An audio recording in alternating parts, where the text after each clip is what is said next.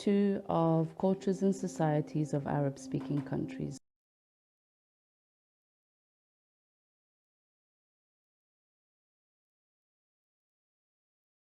So this is part 1, Jesus of Nazareth and its spread in the region. So we know that Jesus was born in Bethlehem, which is around 10 kilometers south of Jerusalem. Today is Jerusalem, and he is regarded as a prophet by the Islamic faith and also as a deity by the Christian faith. And his message was spread all across the world, beginning from around not many decades after his death.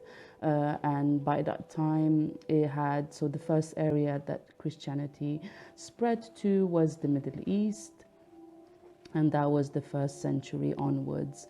We know also that Paul's influence on Christianity or Christian thinking was a major he was a major influencer on the Christian faith and its spread, especially regarding the Trinity, etc. So the Middle East was essentially the birthplace of the major Abrahamic religions, Gnostic and Iranian religions. So we have, for instance, Islam, Christianity, or Judaism that were born in this area.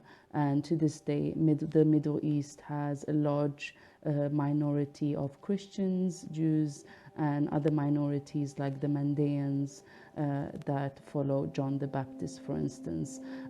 So these remnants are still visible today. So Christianity spread slowly and surely from the Holy Land and arrived or spread around the Middle East around 1st or 2nd century after its the death of Jesus. And it also spread through the Roman Empire that took on the faith eventually and were the major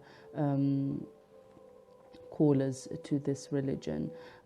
So Alexandria, for instance, in Egypt became a center of Christian scholarship, and by the 5th century Christianity was the major religion in the Middle East, of course alongside other faiths like the Zoroastrians in Persia.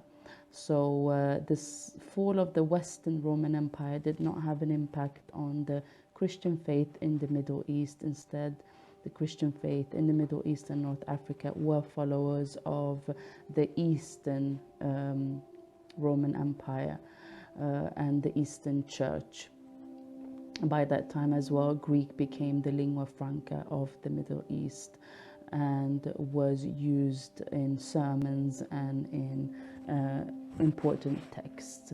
We also have accounts where the North African Roman Empire did actually convert to Christianity, but also followed another creed that was then called the Diocletian. It was actually the Donatists, and the Donatists also opposed the involvement of the emperor in the church or the church affairs. So that became a new sect, or rather a new faith that was a bit different from what the Roman Empire were calling to. So the occasional violent Donatist controversy did create a bit of struggle and were a bit disruptive to the Roman system, and the Donatist communities were actually continued to exist until the 6th century. So that was Christianity in the Middle East and North Africa. Further south in the Nubian areas, people of the region, they converted to Monophysite Christianity, and that was around 500 to 600. So it was much later it reached further south, and the church initially started writing in Coptic, and that is where the Coptic church still exists today in Egypt, for instance. So the Christendom, or the Christianity, was a major player in the area until the 650 or 604, where Islam started to spread slowly from the Arabian Peninsula. And eventually Arabs did invade parts of Nubia, Egypt, and also parts of the Middle East, and started working themselves up. So it was invasions, it was wars, and also it was conversion from the local people. We have also mentioned in the text in the PDF that there is also some Arab influence or Islamic influence on the Swahili culture that is further south in Tanzania, and the Arabic has had also a large influence on the language. So that's the end of part one. Part two, the Arabian Peninsula, pre-Islam and nearby languages.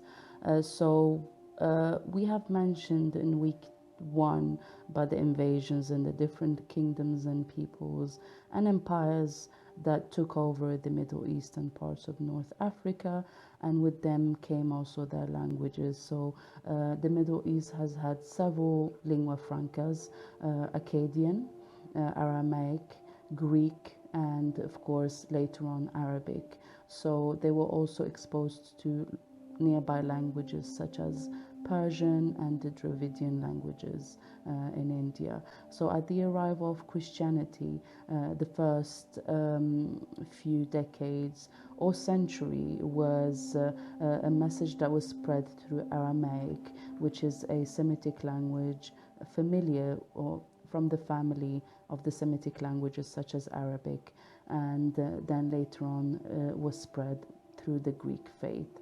So in the 5th century, now we're jumping forwards, the Middle East was separated into small weak states, and the main ones were the Sasanian Empire and the the Sasanian Empire of the Persians. So there was a Persian Empire and the Byzantine Empire that was situated in modern-day Turkey and the Levant. So the Byzantines and the Sasanians fought with each other, and that was just before the arrival of the Islamic State or the Islamic conquerors. And at that time, because the area was quite divided when it came to religion as well, so the Byzantines were following Christianity and Hellenism, while the Persians were following tradition, Zoroastrianism. So that actually created a kind of fracture in the area, so there was not much unity, and that also allowed for the Islamic faith to take hold. So the Arabian Peninsula at that time was a trading point. However, it was much further south and quite isolated from the civilization that happened in further up in the Fertile Crescent. But the Arabs were known to local empires because they were tradesmen, and they were also quite distinguished, and some tribes actually did live in the Levant and did create a kind of society there. So Arab tribes were actually quite accustomed to, or the Middle East was accustomed to the Arab tribes rather. So the nomadic Bedouin tribes then that dominated the Arabian desert, they were worshipping idols. So they had a polytheistic religions, and their clans were very much tied to kinship. So it was a tribal society, and Mecca and Medina were actually called Yathrib at that time, and they were important hubs for trade between Africa and Eurasia. And some Arabs, as mentioned before, did live in other areas in the Middle East. Some as well had adopted the Christian faith. So that's part 2. So on to part 3. Part 3, the spread of the Islamic Caliphate in its lingua franca, which is Arabic. So, like we mentioned, the Byzantine Roman Empire was very much focused on eradicating the Sassanid Persian Empire. So the last threat in their mind was to have a nomadic conquerors come from the south and take over, and that's exactly what happened under the commander or military commander of Khalid ibn al-Walid, that swept through most of the Middle East and taking more than half of the Byzantine territories and some Persian territories. They were actually stopped in Anatolia later on. So there was a siege of Constantinople. We know that Constantinople was later on taken by the Muslim armies. So the Byzantine provinces of Roman Syria, North Africa, or Sicily, for instance, did not resist much, and much of its population did go under, or actually some, of course, it has to do with wars, so some did convert, and there are others that had to just surrender to the new empire or the new force that had come to their region. And the Arab Caliphate was the first or the dominant empire that could unify many tribes and people under its name, and it's remarkable how fast it spread, and it's remarkable how many areas they managed to gather under one entity. So Islam did spread up until Spain, which was eventually stopped by the Crusaders in southern France. But the faith did spread almost into Europe, which is very interesting to note. Even today in southern Spain, for instance, you can notice in the architecture the Islamic influence, and also in their language. For instance, many words start with L, and that is from the Arabic influence on the Spanish language. The Arabic or Islamic traditions or culture and language has had an influence in all the areas that they passed through and took on for decades or sometimes centuries. At that time, Africa was also reviving and was becoming a more organized and centralized area. And we also know that there were some areas in Africa, such as Timbuktu, that became a major Islamic hub for learning and just science in today's Mali. So it did have an influence on many areas in Africa as well. And historically, the aspects of the culture of the Arabian Peninsula were combined with various forms of the cultures that they conquered, and ultimately it became Islamic or later on Arab. So it did start as a religious entity or a religious taken over, but eventually it also became Arabitized. So it became connected to the language.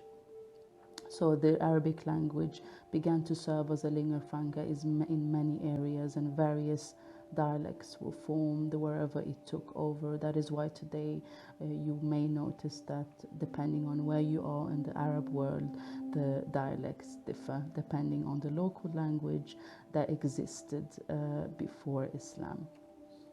So that's end of part 3, on to part 4. So part 4, Islamic culture and science from east to west. So the earliest and most significant instance of Arabization or Islamization of the areas that Islam took hold of were the early conquests of the Muslim armies, and one of the first caliphates then was the Umayyad Caliphate that had a major impact on the local politics, if you can call it that way. So they built a Muslim empire that grew well beyond the Arabian Peninsula and reached far into Asia and far into Africa. And the religion played a prevalent role in Middle Eastern culture, affecting learning, affecting architecture, affecting the ebb and flow of cultures. It affects everything from science to technology to culinary practices and the formation of, for instance, any specific distinct way of life. So Islam primarily consisted of the 5 pillars, which had a major effect on how people lived in these areas. It is also known that a lot of UNESCO heritage sites, such as the Mosque of Cordoba, was a Islamic mosque built during the Andalusian Empire. So during the golden age of Islam, and Islam unified the Middle East and helped the empire remain stable and rich and open. And that created a new mix of cultures. It is also important to note that the people of the book, which are the Christians and the Jews, called dhimmi, were able to survive under the Islamic rule and treated well. And one of the evidences of that is the minorities that still exist in many parts of the Middle East, such as the Coptic Christians in Egypt and the Chaldeans in Iraq.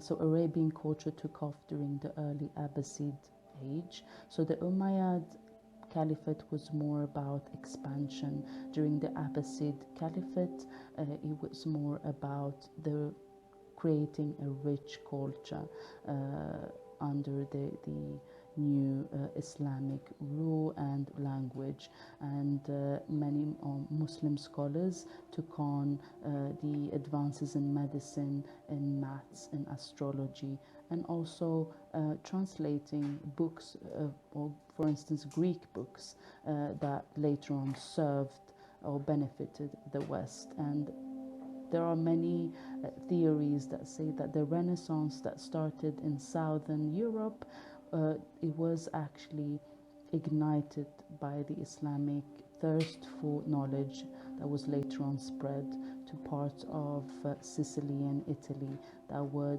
then part of the Islamic Empire. So Muslim intellectuals would become experts in chemistry, optics, map making, and so on and so forth, which the world could benefit from. And I have also added a map in the PDF file that shows you how small the Umayyad Caliphate was, or how we think of it as being small. It was the first caliphate, but later on when it started spreading, it is, when just looking at the map, an evidence that the Umayyad Caliphate, or the first Islamic Caliphate, was much larger than we imagine, and it gives you a sense of how vast and rich it was. And that's end of part number 4. Part 5: Invasions by Turks, Crusaders, and Mongols. So the Middle East was invaded by many peoples and many empires, and one of the major shifts during the Islamic Caliphate, especially the Abbasid Caliphate, was the Mongol invasion that had a major effect on large cities such as Baghdad, where it is said that libraries or books were torched, and much of the knowledge was destroyed, and it had a major impact on the culture and societies during that time. So let's first explain what happened. So the Turks, or the Seljuk Turks, were a nomadic people from the Asian steppes that were quite familiar with the Middle East. So they migrated. So they were first a migrating people, and that is separate from the Mongols that later came as a military power and took over.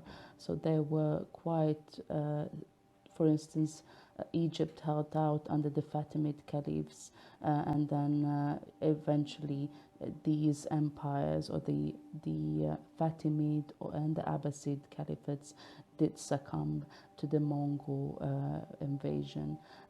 During that time, the Christian Byzantine Empire continued to be potent military and economic force in the Mediterranean, and they were preventing the Arab or Islamic expansion into much of Europe.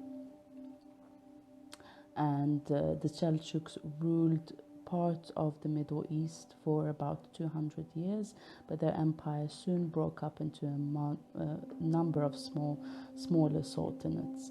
However, later on, the conquest of Baghdad in 1258 by the Mongols had a major catastrophic effect on the Caliphate, and the golden age was no longer golden, so it started to go downwards from there.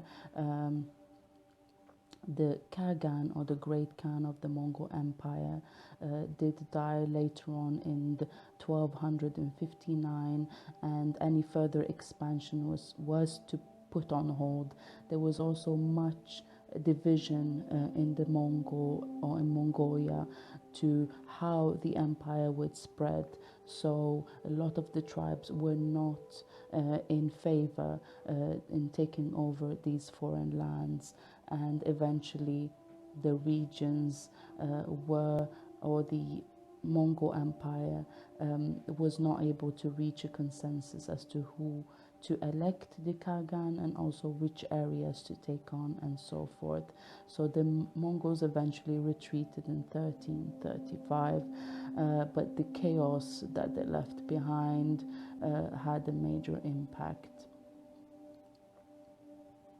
And later on in the 1400s, the Turco-Mongol Timur and his raids also had an impact on the area. So on to part 6 now. Part 6, so the Ottoman Empire and its relationship with Arabic. So we know that by the 1100s, the Mongols took part of the Middle East and ravaged it. Later on, around 400 years later, we have a new Turkic tribe that takes on the Middle East, but in a more civilized way. So by the early 15th century, a new power rose in Western Anatolia, and that was the Ottoman Khans, or the Ottomans, who in 1453 captured the Christian Byzantine capital of Constantinople and make themselves the new Sultanate of the Islamic Empire. Later on, they also occupied parts of the Middle East, so Syria by 1516, Egypt by 1517. So slowly and surely, many areas of the Middle East and North Africa were taken on by the Ottoman Empire.